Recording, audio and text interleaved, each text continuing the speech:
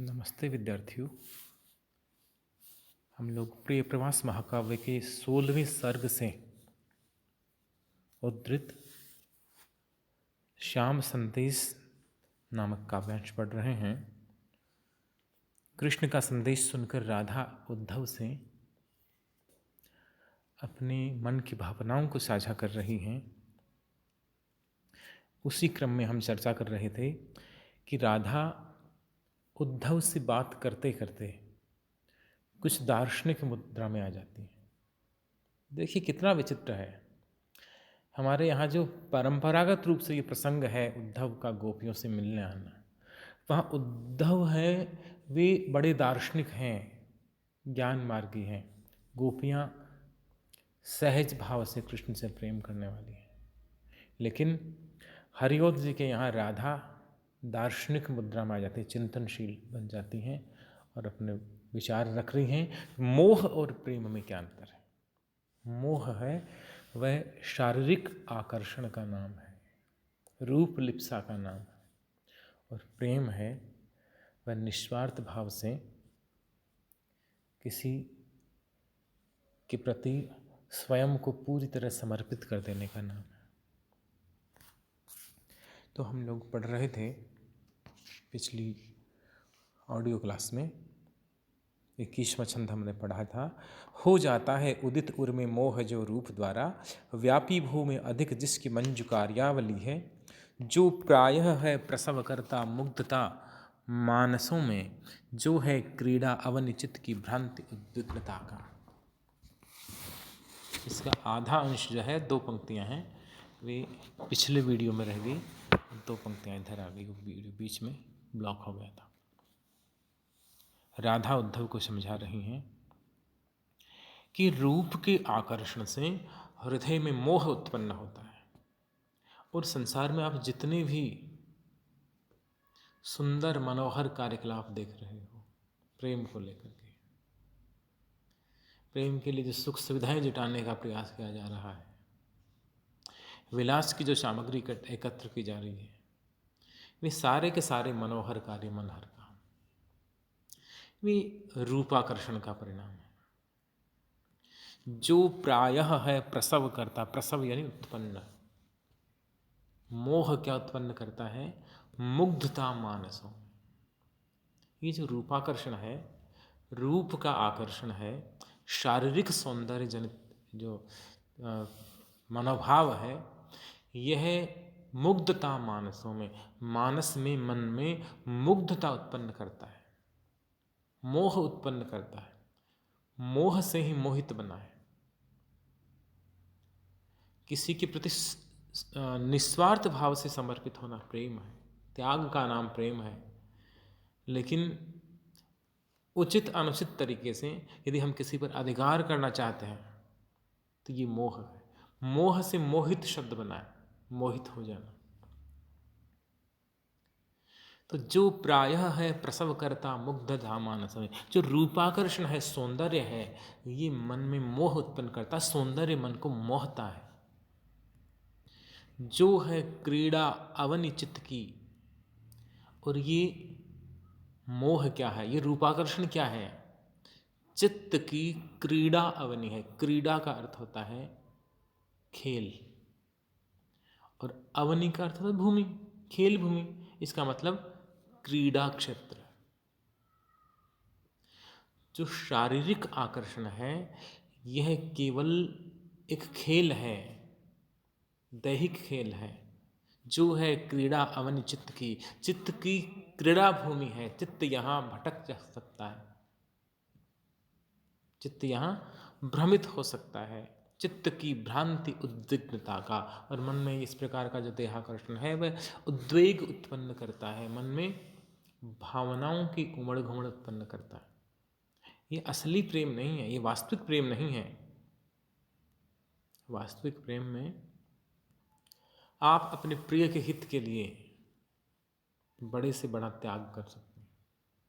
पढ़िए पंडित चंद्रधर शर्मा गुलेरी की कहानी, उसने कहा था, आपको समझ में आएगा कि प्रेम क्या होता है। पढ़िए आप बाण भट्ट की आत्मकथा। आपको पता चलेगा प्रेम क्या होता है। पढ़िए आप तीसरी कसम फणीश्वरनाथ रेणु की कहानी, आपको पता चलेगा प्रेम क्या होता है। जो प्रेम का औदात्य है वह शारीरिक आकर्षण से अलग होता है, ऐसा राधा बता रहे हैं। अगला छंद देखिएगा, 22वां छंद है। जाता है पंचशर जिसकी कल्पित मूर्ति माना, जो पुष्पों के विशिख बल से विश्व को वेधता है, भावग्राही मधुर महती चित्त विक्षेपशीला, न्यारी लीला सकल जिसकी मानसोन्मादिनी। ये अगले जो 3-4 छंद हैं ये सारे के सारे शारीरिक आकर्षण जो है, जो दैहिक प्रेम है, हालांकि उसे प्रेम नहीं कहना चाहिए, केवल आकर्षण कहना चाहिए, उसका प्रभाव किस प्रकार का है, उसका स्वरूप किस प्रकार का है, उसका वर्णन किया गया है आगे के छंदों में। जाता है पंचशर जिसकी कल्पिता मूर्ति माना। अब यहाँ हरिओद की काव्यगत विशेषताएं हम चीन सकते हैं, पहचान सकते हैं। वाक्य रचना इस प्रकार, सामान्य वाक्य रचना इस तरह से होती कि पंचशर यानी कामदेव है वह जिसकी कल्पित मूर्ति माना जाता है, ऐसे होना चाहिए ना। लेकिन यहाँ वाक्य यूँ रखा गया है, जाता है पंचशर जिसकी कल्पिता मूर्ति माना। जो वाक्य में शब्द क्रम है वे अलग क्रम में जमा दिए गए, कारण है छंद का अनुरोध। वंशज छंद है तो जो गण की पूर्ति उसके लिए ऐसा किया गया। थोड़ी असुविधा होती है हिंदी की, ये खड़ी बोली हिंदी की आरंभिक कविता है तो थोड़ा अनगढ़पन है। जाता है पंचशर, पंचशर शर यानी बाण, जिसके पास 5 बाण हों उसे पंचशर कहा जाता है। और पंचशर नाम है कामदेव का। कामदेव और रति का जो देव युगल है ये प्रेम के देवी देवता हैं।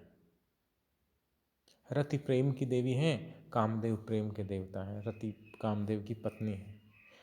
हमारे भारतीय बहुदेववादी परंपरा में देवताओं के लिए अलग अलग विभाग सौंप दिए गए। अग्नि देवता का अलग काम है, पवन देव का अलग काम है, इंद्र का अलग काम है। इसी प्रकार से कामदेव का काम है नर नारी के हृदय में या सभी प्राणियों के हृदय में काम भावना उत्पन्न करना, प्रेम का आकर्षण उत्पन्न करना।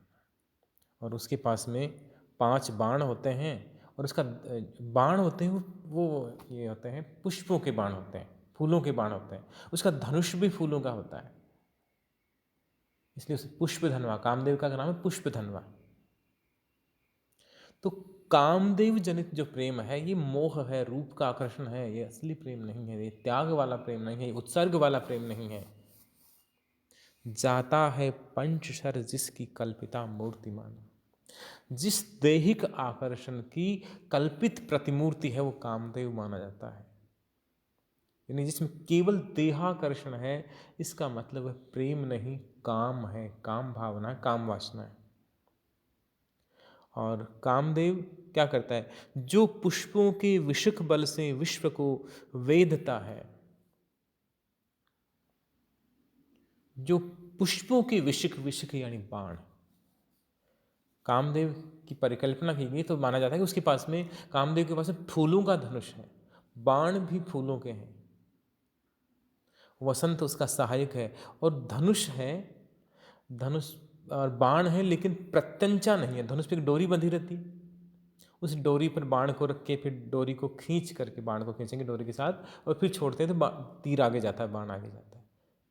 यदि धनुष में डोरी न हो, जिसको प्रत्यंचा कहा जाता है, वह नहीं बंधी हुई हो तो बाण नहीं छूट सकता। लेकिन काम बाण की ये विशेषता है कि उसका धनुष है वह बिना डोरी का होता है, बिना प्रत्यंचा का होता है। धनुष होता फूलों का है, बाण भी फूलों के होते हैं। और वह जो सहृदय हैं, युवजन हैं, उनके हृदय को बेंध देता है। जो पुष्पों के विशक बल से विश्व को बेंधता है, जो संसार में जिस पर भी बाण छोड़ता है उसके हृदय में ये प्रेम का आकर्षण उत्पन्न कर देता है, देहाकर्षण, रूप का आकर्षण उत्पन्न कर देता है कामदेव। सकल भुवन अपने वश की ना, तुलसी ने लिखा। तो ये कामदेव है वो पूरे विश्व को अपने वश में कर लेता है, केवल काम बाण छोड़ करके, जो फूलों से निर्मित है, जो पुष्पों के विशिख, विशिख यानी बाण। विषय के बल से विश्व को वेधता है, भावग्राही मधुर महती चित्त विक्षेपशीला।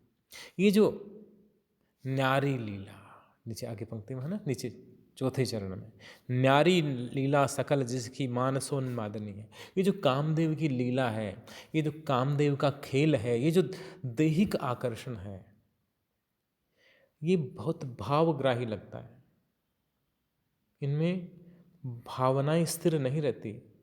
मधुर, इसमें माधुर्य है, मधुर महती, इसमें महती मधुरता है, बड़ी मिठास है। चित्त विक्षेपशीला, ये चित्त को चंचल बना देता है। ये जो देहाकर्षण है, एक दूसरे को देखकर जो आकर्षण उत्पन्न होता है नर नारी के बीच, ये बड़ा चित्त को चंचल कर देने वाला है। न्यारी लीला सकल जिसकी मानसोन्मादनी, ये जो कामदेव की लीला है, ये जो देहाकर्षण की लीला है, जो रूपाकर्षण की जो पूरी क्रीड़ा है, ये बड़ी न्यारी है, अलग है, अलहदा है, मानसोन्मादनी है, मन में उन्माद उत्पन्न कर देती है, मन को एक तरह से पगला देती है। लेकिन ये सब देहाकर्षण है, ये प्रेम नहीं है। प्रेम अलग चीज है। तो यहां मोह और प्रेम में अंतर बताइए। मोह का वर्णन है कि जो काम जनित आवेग हैं, जिसमें कामना जुड़ गई, जहां पाने की चाह जुड़ गई, वह मोह है, प्रेम नहीं हो सकता। प्रेम नहीं हो सकता, वह मोह होगा। अगला छंद हम पढ़ते हैं। वैचित्र्यों से वलित इसमें ईदृशी शक्तियां हैं, ज्ञाताओं ने प्रणय उसको है बताया न तो भी, है दोनों से सबल बनती भूरी आसंग लीला, होती है किंतु प्रणयज ही स्थायिनी और प्रधाना। ये जो दैहिक आकर्षण, शारीरिक आकर्षण और वास्तविक प्रेम में अंतर क्या है, ये इस छंद में बताया। राधा कह रही है उद्धव से, वैचित्र्यों से वलित, वलित यानी घिरी हुई, बंधी हुई। वलय बोलते हैं चूड़ी को, चारों ओर जो घेरा होता है ना, चूड़ी गोल, एकदम गोल होती है, वृत्ताकार होती है। तो वैचित्र्यों से वलित, इसमें ईदृशी शक्तियां हैं। ये जो देहाकर्षण है, ये जो काम भावना जनित आकर्षण है, ये बड़ा विचित्र है। वैचित्र्यों से, आप लोग अखबार में पढ़ते होंगे या टीवी पे कई बार ऐसी खबर देखते होंगे कि किसी युवक ने प्रस्ताव किया प्रेम के लिए, युवती ने, लड़की ने मना कर दिया, अगले दिन जाके उसने उस पर तेजाब डाल दिया या उसमें चाकू घोंप दिया, गोली चला दी, ये कर दिया, वो कर दिया। इसका मतलब वह प्रेम नहीं है। प्रेम होता तो अपने प्रियजन पे कोई इस प्रकार अत्याचार कैसे कर सकता है? जो अत्याचार की ओर उन्मुख हो जाए वो प्रेम नहीं हो सकता।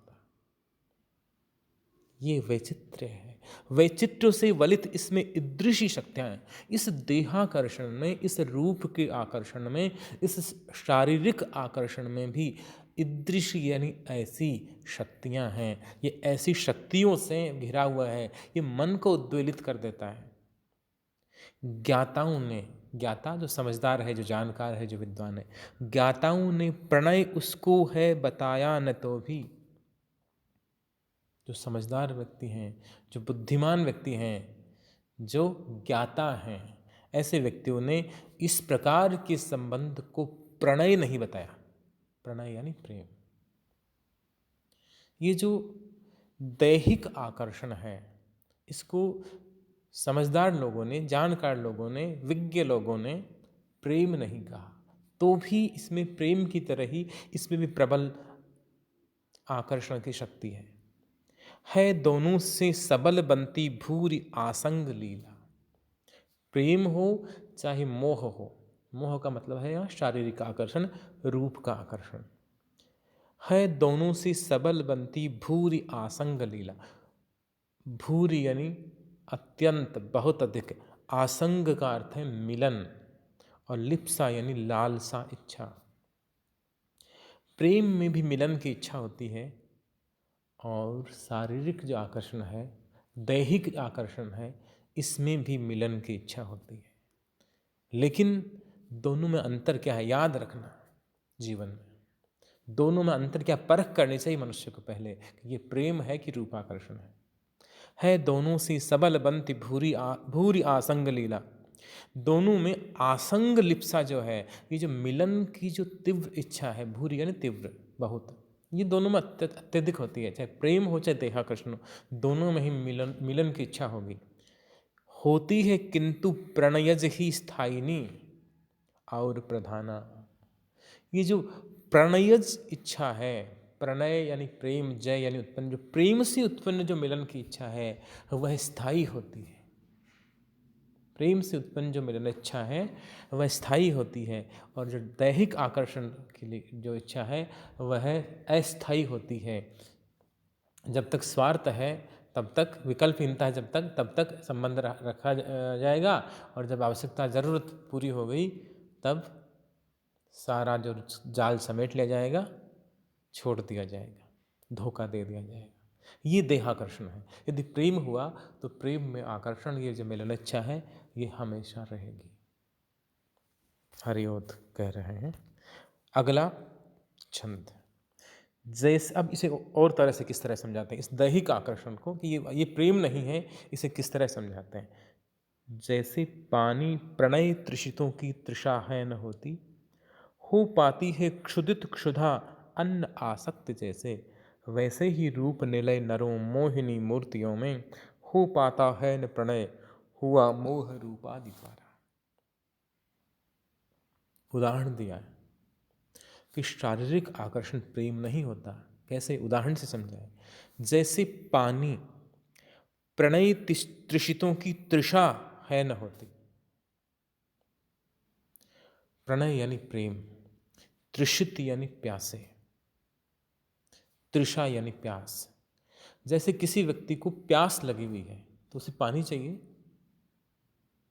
तो इसका मतलब ये थोड़ी हो गया वो पानी को चाहता है, इसका मतलब ये थोड़ी कि उसको पानी से प्रेम हो गया। प्यासे व्यक्ति को पानी की ज़रूरत महसूस होती है, आवश्यकता अनुभव होती है, तो इसका मतलब ये नहीं कि उसे पानी से प्रेम करता है वो, नहीं। पानी के प्रति उसकी तृषा है, प्यास है, पिपासा है। ऐसे ही जो रूप का आकर्षण, शारीरिक आकर्षण है, उसमें भी सामीप्य की कामना है, निकटता, नज़दीकी की उसमें भी इच्छा है, उसमें भी मिलन की इच्छा है। लेकिन इसका मतलब यह नहीं कि फलां व्यक्ति है वह इससे प्रेम कर रहा है, नहीं। प्रेम का मतलब अलग है पानी प्रणय तृषितों की तृषा है न होती। जिस प्रकार से पानी है वह पानी के लिए प्यासे व्यक्ति की जरूरत है, वह, इसका मतलब ये नहीं कि व्यक्ति पानी से प्रेम करता है। यदि पानी से प्रेम करे तो सब जगह वह पानी को बचाएगा, पानी के संरक्षण के लिए जीवन समर्पित कर देगा। यदि पानी से प्रेम होगा तो पानी को दूषित नहीं करेगा, उसका दुरुपयोग नहीं करेगा। लेकिन वह पानी पीता है, पानी पीने के बाद उससे कोई मतलब नहीं पानी से। इसी प्रकार से देहाकर्षण है वह प्रेम से अलग है। प्रेम स्थायी होता है, लेकिन देहाकर्षण है वह जब तक ज़रूरत है तब तक के लिए होता है। हो पाती है क्षुदित क्षुधा अन्न आसक्ति जैसे। क्षुदित यानी भूखा और क्षुधा यानी भूख। हो पाती है क्षुदित क्षुधा अन्न आसक्ति जैसे। जैसे किसी क्षुदित व्यक्ति को, भूखे व्यक्ति को भूख लगी हुई है तो उसको अन्न में आसक्ति हो जाएगी, उसको खाना अच्छा लगेगा, खाने को देखेगा तो मुंह में पानी आ जाएगा, खाने की इच्छा होगी। लेकिन इसका मतलब ये थोड़े हो गया कि उसको अन्न से या भोजन से प्रेम है। प्रेम नहीं, उसको भोजन की भूख है केवल। इसी प्रकार से कोई व्यक्ति दैहिक सौंदर्य तक सीमित है, शारीरिक सौंदर्य तक सीमित है, तो उसे प्रेम नहीं कहेंगे, यह मोह है। हरिओद जी के शब्दों में मोह है, और आधुनिक शब्दावली में कहें तो ये केवल शारीरिक आकर्षण है। हो पाती है क्षुदित क्षुधा अन्न आसक्ति जैसे। जैसे भूखे व्यक्ति को अन्न में आसक्ति हो जाती है, अन्न का सामीप्य उसे सुहाता है, भोजन उसे अच्छा लगता है, लेकिन तब तक जब तक उसे भोजन के लिए भूख है। तृप्ति हो गई तो फिर भोजन की ओर देखेगा भी नहीं, चला जाएगा। इसी प्रकार से हमें रूपाकर्षण से सावधान रहना चाहिए, दैहिक आकर्षण से रखने वाले व्यक्तियों से सावधान रहना चाहिए। वैसे ही रूप निलय नरों मोहिनी मूर्तियों में, उसी प्रकार से जो रूप के निलय हैं, निलय का अर्थ होता है घर, जो रूप का भंडार है, जो बहुत अधिक सुंदर हैं, ऐसे नरों में, ऐसे मनुष्यों में, मोहिनी मूर्तियों में, जो मोहने वाली मूर्तियाँ, जो बहुत सुंदर कोई स्त्री या पुरुष हो, उसके प्रति केवल जो देह, उसके देह के लिए जो आकर्षण है, उसके शारीरिक सौष्ठव के लिए यदि आकर्षण है, तो वह प्रेम नहीं है। कोई व्यक्ति केवल आपकी शारीरिक सौंदर्य की ओर खिंचा हुआ है, तो याद रखिए कि जरूरी नहीं वह आपका प्रेमी हो, वह देहाकर्षण भी हो सकता है। हालांकि आप न समझ पाए, वह न समझ पाए, इसका परिणाम बुरा भी हो सकता है। वैसे ही रूप निलय नरों मोहिनी मूर्तियों में हो पाता है न प्रणय, हुआ मोह रूपादि द्वारा। वह रूप के द्वारा जो उत्पन्न चीज है केवल, वह मोह है, वह दैहिक आकर्षण है। हो पाता है न प्रणय, वह प्रेम नहीं होता, उसे प्रेम नहीं कहेंगे, उसे केवल देहाकर्षण कहेंगे। तो हरिओद इस प्रसंग के बहाने से, ये राधा और जो कृष्ण का पारस्परिक संदेश विनिमय है, इसके माध्यम से हरिओद ये संदेश देना चाहते हैं कि दैहिक आकर्षण और वास्तविक प्रेम में, जिसको अदृप्त प्रेम कहते हैं, जिसको उदात्त प्रेम कहते हैं, जिसे दिव्य प्रेम कहते हैं, जिसको वास्तविक प्रेम कहते हैं, उस प्रेम में और दैहिक आकर्षण में बड़ा अंतर है। दोनों में आकर्षण है, मिलन की तीव्र उत्कंठा है, लिप्सा है, लालसा है, लेकिन दोनों चीज़ें एक नहीं हैं। इसलिए हमें इन दोनों के अंतर को समझना चाहिए और प्रेम के प्रति हमारे हृदय में सम्मान का भाव होना चाहिए। किंतु जो दैहिक आकर्षण है वह केवल वासना मात्र है, लिप्सा मात्र है, भोग की इच्छा मात्र है।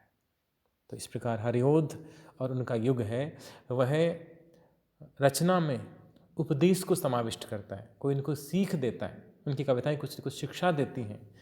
उसी युग के मैथिली शरणगुप्त जी ने कहा ना, ये केवल मनोरंजन न कवि का कर्म होना चाहिए, उसमें कुछ उपदेश का भी मर्म होना चाहिए। कविता में सिर्फ मनोरंजन नहीं हो, बल्कि कवि का काम है कि वह समाज को सुशिक्षित करे, सही मार्ग दिखाए। तो द्विवेदी युग का जो साहित्य है, जिसमें हरिओद और गुप्त जी प्रधान कवि हैं, उनकी कविताएं हैं, वे हमें प्रेरित करती हैं, हमें आत्म सुधार के लिए प्रेरित करती हैं, नैतिकता की सीख देती हैं, देश प्रेम की सीख देती हैं, समाज सुधार की सीख देती हैं। धन्यवाद।